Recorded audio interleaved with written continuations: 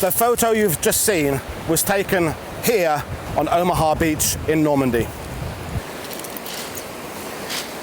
This is the eastern end of Omaha Beach. Fox red, fox green sector.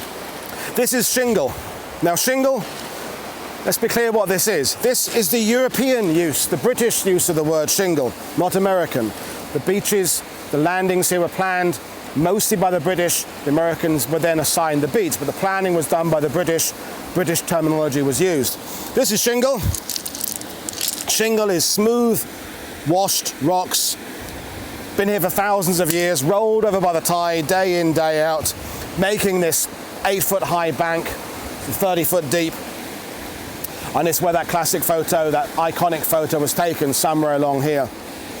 We know it was taken around midday or early afternoon because of the height of the water. At low tide, 400 yards of sand. But at high tide, and it's high tide right now, the water comes right up here to the base of the stones. So we know the photo was taken early afternoon. At the time, the bank of stones ran nearly the entire length of Omaha Beach, 5 miles. There's just this one stretch left now. The stones were taken away not long after D-Day to facilitate the unloading of reserve troops coming ashore the next few days, all the extra divisions to push our way through France, all the trucks and tanks and armored vehicles, and they were having problems, traction, getting up this bank of pebbles. So it was taken away to make the unloading easier, and also it was ground up, a lot of it, to make new roads for the armies, the Allied armies, to push on towards Germany. You can see today, if you look carefully, there's evidence of the invasion around us. Behind me, there's bits of metal.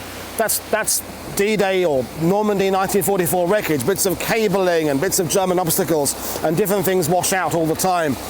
And there are the famous cliffs up there. Not Point Hawk, not where the Rangers were, cliffs maybe 10 foot high.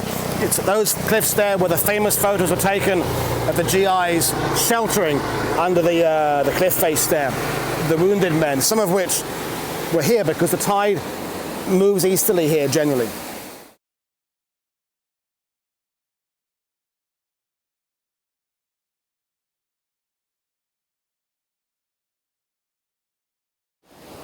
The photo you've seen was taken at a time when we as historians know the battle for Omaha Beach, that was in the past. But here on the beach was not a safe environment at all.